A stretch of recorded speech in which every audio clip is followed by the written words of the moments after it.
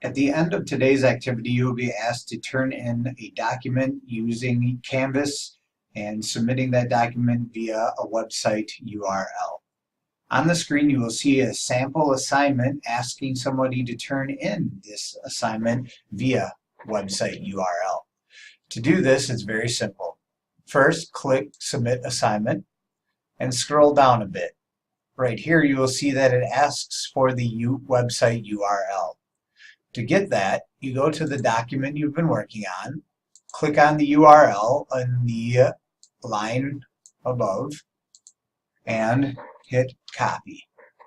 You then go back to Canvas, put your cursor, and hit Paste.